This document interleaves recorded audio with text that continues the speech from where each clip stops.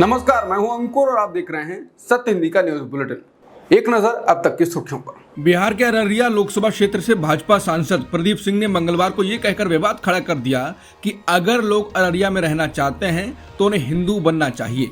उनके शब्द हैं, अगर लोग अररिया में रहना चाहते हैं तो उन्हें हिंदू बनना होगा, जब शादी करना हो तो जरूर जाति जान लेना चाहिए। प्रदीप सिंह ने केंद्रीय मंत्री गिरिराज सिंह के नेतृत्व में निकल रही हिंदू स्वाभिमान यात्रा के दौरान अररिया में एक सभा को संबोधित करते हुए ये बात कही। सभा में भारी भीड़ थी। भीड़ ने गिरिराज सिंह और प्रदीप सिंह की बातों पर जमकर तालियां बजाईं। किसी भी समझदार शख्स ने वहां इनके बयानों पर आपत्ति दर्ज नहीं कराई। गिरिराज सिंह की इस यात्रा का रूट सीमांचल इलाका है, ये मुस्लिम बहुल इलाका है। भाजपा सांसद प्रदीप सिंह और गिरिराज सिंह की बयानबाजी तनाव बढ़ा सकती है। बीजेपी सांसद प्रदीप सिंह के बयान पर आरजेडी नेता तेजस्वी यादव ने ईंट से ईंट बजाने की चेतावनी दी। उन्होंने कहा कि भाजपा के एक सांसद ने बिहार में माहौल बिगाड़ने के लिए भड़काऊ बयान दिया और आज ही उस सांसद को नीतीश कुमार जी ने अतिरिक्त सुरक्षा मुहैया करा दी। इस देश की मिट्टी में सबकी महक और आज़ादी में सबका योगदान है। मैं हर एक व्यक्ति को भरोसा दिलाता हूं कि जब तक मेरी सांस है मैं बिहार को सांप्रदायिकता की आग में झोंकने वाले हर एक व्यक्ति के सामने डट कर खड़ा रहूंगा और मुसलमानों की तरफ बुरी नजर से देखने वालों की ईंट से ईंट बजा देंगे। आरजेडी सुप्रीमो लालू प्रसाद यादव ने बुधवार को पत्रकारों से बातचीत में बिहार के मुख्यमंत्री नीतीश कुमार पर बड़ा हमला बोला। लालू यादव ने कहा कि गिरिराज सिंह के राज में और नीतीश कुमार के राज में कोई फर्क नहीं है। गिरिराज की आदत है इसी तरह की बात बोलता रहता है, बस में है हिंदू मुस्लिम सब रहेगा। इस सवाल पर कि क्या यहाँ दंगा फसाद कराना चाहते हैं, इस पर लालू यादव ने कहा कि हम लोगों के रहते दंगा फसाद कैसे करा देगा। तेजस्वी यादव कह रहे हैं कि अगर कुछ भी हुआ तो इसकी जिम्मेदारी सीएम नीतीश कुमार की है। इस पर लालू यादव ने कहा कि ठीक बोले हैं। लालू प्रसाद यादव गिरिराज सिंह की हिंदू स्वाभिमान यात्रा और बीजेपी सांसद प्रदीप कुमार सिंह के विवादित बयान को लेकर पूछे गए सवाल पर जवाब दे रहे थे। वहीं कांग्रेस ने भी हमला बोला है। कांग्रेस के प्रवक्ता राजेश राठौर ने कहा है कि ये बीजेपी सांसद प्रदीप सिंह की भाषा नहीं है, नीतीश कुमार जी की भाषा है। बीजेपी सांसद प्रदीप सिंह के भड़काऊ बयान पर वरिष्ठ पत्रकार मुकेश कुमार ने टिप्पणी की। उन्होंने कहा है कि नीतीश कुमार क्या अभी भी बिहार के मुख्यमंत्री हैं? क्या बतौर मुख्यमंत्री उन्हें पता है कि बीजेपी नेता किस तरह का विष वमन कर रहे हैं? क्या वो उनके ऐसे बयानों से सहमत हैं? क्या उन्हें ये जानकारी है कि गिरिराज सिंह की यात्रा में किस तरह हिंदू मुसलमान कर रहे हैं? अगर उन्हें ये सब नहीं पता है तो वो मुख्यमंत्री पद पर बने रहने लायक नहीं है, और अगर पता है तो फिर भी कुछ नहीं कर रहे हैं या नहीं कर पा रहे हैं, तब तो वो बिल्कुल भी मुख्यमंत्री बने रहने के लायक नहीं है। यूपी के मेरठ के होटल हारमनी इन में हुई रेड के बाद बड़ा खुलासा हुआ। यहाँ बीजेपी नेता ने यूपी को थाईलैंड बना दिया था। कसिनो चला रहा था। इस कसिनो में दिल्ली की और विदेशी बार बालाएं गेम खिलाती, वो जाम से लेकर कॉइन तक गैम्बलर को परोसती। जब पुलिस ने होटल का ये सीन देखा तो माहौल देख खुद पुलिस वाले भी चौंक गए।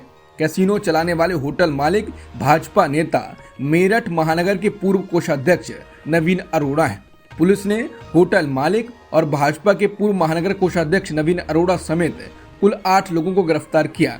ऐसी जानकारी मिली है कि गिरफ्तार हुए लोगों में कुछ लड़कियां भी शामिल हैं। जब पुलिस वहां पहुंची तो अर्धनग्न अवस्था में लड़कियां डांस कर रही थी। इनमें दिल्ली से मुंबई से आई विदेशी मॉडल्स भी शामिल थीं। सूचना देने वालों ने बताया कि होटल में ग्राहकों की एंट्री फीस 1 लाख रुपए रखी गई थी। पुलिस का कहना है कि बड़ी मात्रा में कॉइन पकड़े गए हैं, जिनकी कीमत लगभग 1.5 करोड़ की बताई जा रही है। हालांकि रवीन अरोड़ा के अलावा कुछ अन्य आरोपी भी भाजपा से जुड़े हैं। इसके बावजूद भाजपा के वरिष्ठ नेताओं और भाजपा जनप्रतिनिधियों ने नवीन अरोड़ा और उनके साथियों से दूरी बनाए रखी है। हालांकि छुटभैया कार्यकर्ता थाने से लेकर कोर्ट के बाहर दिखाई दिए। विकसित भारत का जुमला बोल देने भर से विकास नहीं होता, इससे भारत की समस्याओं का समाधान नहीं होगा। परिपक्व अर्थव्यवस्था में खेतों में काम करने वाले मजदूर वहां से निकलकर बड़े शहरों में जाते हैं। वहां इंफ्रास्ट्रक्चर क्षेत्र में उन्हें काम मिलता है। उन्हें खेत मजदूर के मुकाबले बड़े शहरों में ज्यादा पैसे मिलते हैं और इसे असंगठित क्षेत्र कहा जाता है। लेकिन मोदी राज में उल्टा हुआ, खेत मजदूर बढ़ गए हैं। लोग खेती पर आधारित काम करने को मजबूर हैं। बेशक उन्हें बहुत मामूली आमदनी हो रही है। द प्रिंट ने national bank for agriculture and rural development द्वारा जारी सर्वे के जरिए बताया है कि खेत मजदूर बढ़ गए हैं, वो शहरों का रुख नहीं कर रहे हैं। डेटा से पता चला है कि ग्रामीण और अर्ध शहरी परिवारों का अनुपात जो कृषि पर आधारित था 2016-17 में 48% से बढ़कर 2021-22 में 57% हो गया। दूसरे शब्दों में इन 5 वर्षों में अधिक परिवार खेती पर निर्भर हो गए हैं।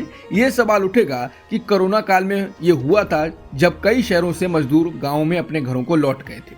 नाबार्ड ने अपना सर्वे 2 साल बाद या काफी हद तक कोरोना खत्म होने के बाद किया। नाबार्ड सर्वे सितंबर 2022 से शुरू होकर 10 महीनों में किया गया, तब तक लॉकडाउन खत्म हो चुका था। सुप्रीम कोर्ट ने मंगलवार को राष्ट्रीय बाल अधिकार संरक्षण आयोग यानी एनसीपीसीआर से पूछा कि क्या वो सिर्फ मदरसों को लेकर चिंतित हैं। सीजेआई डीवाई चंद्रचूड़ ने सवाल किया कि क्या एनसीपीसीआर ने दूसरे धर्मों के संस्थानों के लिए भी यही रुख अपनाया है। सुप्रीम कोर्ट ने सवाल किया, हमें बताएं कि क्या एनसीपीसीआर ने सभी समुदायों को निर्देश जारी किया है कि वो अपने बच्चों को किसी भी मठ, पाठशाला आदि में ना भेजें। इससे पहले बाल अधिकार आयोग ने कहा था कि मदरसों के छात्र मेडिकल और इंजीनियरिंग की पढ़ाई नहीं कर पाएंगे। सीजेआई डीवाई चंद्रचूड़ के साथ जस्टिस जेबी पारदीवाला और जस्टिस मनोज मिश्रा भी सुनवाई कर रहे थे। बेंच ने इलाहाबाद हाईकोर्ट के फैसले को चुनौती देने वाली याचिकाओं पर फैसला सुरक्षित रखते हुए ये टिप्पणी की। हाईकोर्ट ने मदरसा संबंधी 2004 के उत्तर प्रदेश कानून को इस आधार पर असंवैधानिक करार दिया था कि यह धर्मनिरपेक्षता के सिद्धांतों का उल्लंघन करता है। बीजेपी नेता और महिला पहलवान बबीता फोगाट ने बिना नाम लिए साक्षी मलिक के दावों का जवाब दिया है। बबीता फोगाट ने ओलंपिक पदक विजेता साक्षी मलिक पर अपनी किताब के लिए पब्लिसिटी स्टंट अपनाने का आरोप लगाया। बबीता फोगाट ने सोशल मीडिया एक्स पर लिखा, खुद के किरदार से जगमगाओ, उधार की रोशनी कब तक चलेगी। किसी को विधानसभा मिला, किसी को पद मिला, दीदी तुमको कुछ ना मिला, हम समझ सकते हैं तुम्हारा दर्द। किताब बेचने के चक्कर में अपना ईमान बेच गई। समाचार एजेंसी पीटीआई के मुताबिक पूर्व महिला पहलवान साक्षी मलिक ने दावा किया कि बीजेपी नेता और महिला पहलवान बबीता फोगाट ने बीजेपी के पूर्व सांसद ब्रजभूषण शरण सिंह के खिलाफ साजिश रची थी और वो कुश्ती फेडरेशन की चेयरपर्सन बनना चाहती थी। ब्रजभूषण के खिलाफ विरोध प्रदर्शन करने वाले 3 बड़े चेहरों में साक्षी मलिक भी शामिल थी। अब उन्होंने अपनी किताब विटनेस के जरिए अपने करियर के संघर्ष के बारे में बहुत कुछ लिखा है। सुप्रीम कोर्ट की 9 जस्टिस की संवैधानिक बेंच ने 8:1 के अनुपात से इंडस्ट्रियल अल्कोहल यानी औद्योगिक शराब पर केंद्र के अधिकार को खत्म कर दिया। सुप्रीम कोर्ट की संवैधानिक बेंच ने बुधवार को फैसला सुनाते हुए कहा कि औद्योगिक शराब पर कानून बनाने का अधिकार राज्य को है।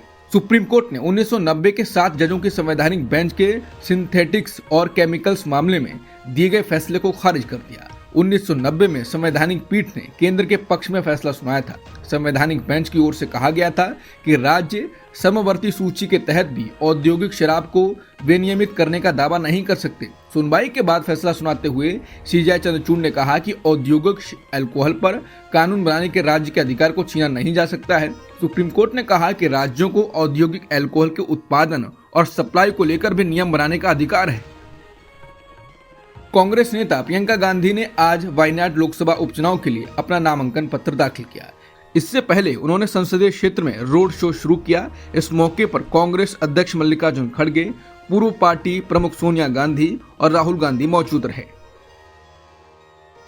भारत और पाकिस्तान ने श्री करतारपुर साहिब कॉरिडोर पर समझौते को अगले 5 साल के लिए फिर से बहाल करने का फैसला किया। भारत के विदेश मंत्री एस जयशंकर ने सोशल मीडिया एक्स पर इसकी जानकारी दी। उन्होंने लिखा है कि पीएम मोदी की सरकार हमारे सिख समुदायों को उनके पवित्र स्थलों की यात्रा की सुविधा हमेशा प्रदान करती रहेगी। बता दें, करतारपुर कॉरिडोर का उद्घाटन साल 2019 में हुआ था। करतारपुर साहिब गुरुद्वारा पाकिस्तान के नारोवाल जिले में है, जो अंतर्राष्ट्रीय सीमा से 4.5 किलोमीटर दूर है।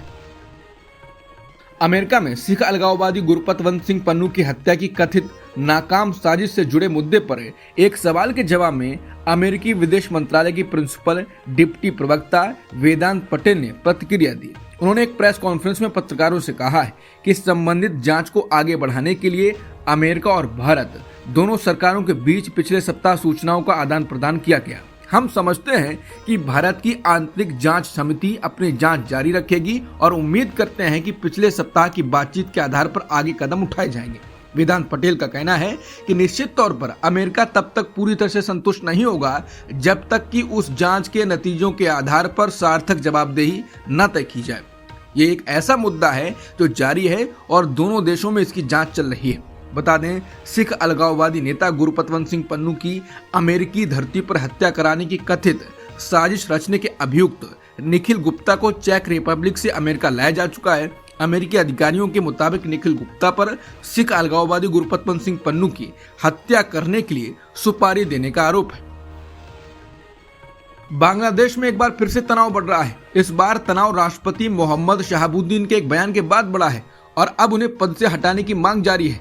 न्यूज एजेंसी पीटीआई की रिपोर्ट के अनुसार 22 अक्टूबर को सैकड़ों प्रदर्शनकारियों ने राष्ट्रपति भवन में घुसने की कोशिश की। पुलिस ने उन्हें अंदर घुसने से रोक दिया। इस दौरान पुलिस और प्रदर्शनकारियों के बीच हाथापाई भी हुई। बता दें, पिछले सप्ताह शहाबुद्दीन ने बांग्ला दैनिक अखबार को एक इंटरव्यू दिया था। इस दौरान उन्होंने शेख हसीना को लेकर एक बयान दिया। उन्होंने कहा कि इस बात का कोई दस्तावेजी सबूत नहीं है कि हसीना ने देश छोड़ने से पहले इस्तीफा दे दिया था, जिसके बाद हसीना को लेकर सवाल उठने लगे कि क्या यूनुस सरकार अवैध है। हालांकि राष्ट्रपति के बयान के बाद विरोध हो रहा है और प्रदर्शन करने वालों ने शहाबुद्दीन को हटाने के लिए 7 दिनों का समय दिया है। अमेरिकी राष्ट्रपति जो बाइडेन के प्रशासन के एक वरिष्ठ अधिकारी के मुताबिक अमेरिकी प्रशासन ने इजरायली नेताओं से कहा है कि उत्तरी गजा में घिरे नागरिकों को मानवीय सहायता दिलाने के लिए बहुत कुछ करने की जरूरत है। उनके मुताबिक अमेरिकी विदेश मंत्री एंटनी ब्लिंकन ने चेतावनी दी है कि अगर इजरायल ने इस पर कार्रवाई नहीं की तो इसके खिलाफ अमेरिकी कानून के दायरा बढ़ सकता है। मंगलवार को अमेरिकी विदेश मंत्री ने यरूशलेम और तेल अवीव में सिलसिलेवार बैठकों में इजरायली पीएम बेन्यामिन नेतन्याहू, रक्षा मंत्री योआव गैलेंट, रणनीतिक मामलों के मंत्री रॉन डर्मर और वरिष्ठ सैन्य अधिकारियों से मुलाकात की। बता दें, इजरायल को ब्लिंकन का स्पष्ट संदेश इस बढ़ती आलोचना के बावजूद आया है कि अमेरिका गजा में आम नागरिकों के मारे जाने की गति को रोकने में विफल रहा। अमेरिका के पूर्व राष्ट्रपति और रिपब्लिकन पार्टी के उम्मीदवार ट्रंप के चुनाव प्रचार अभियान ने ब्रिटेन की लेबर पार्टी के खिलाफ संघीय चुनाव आयोग में शिकायत दर्ज कराई। इस शिकायत में समाचार पत्रों की रिपोर्टों का हवाला दिया गया है कि लेबर पार्टी से जुड़े लोग हैरिस के लिए प्रचार करने अमेरिका गए हैं।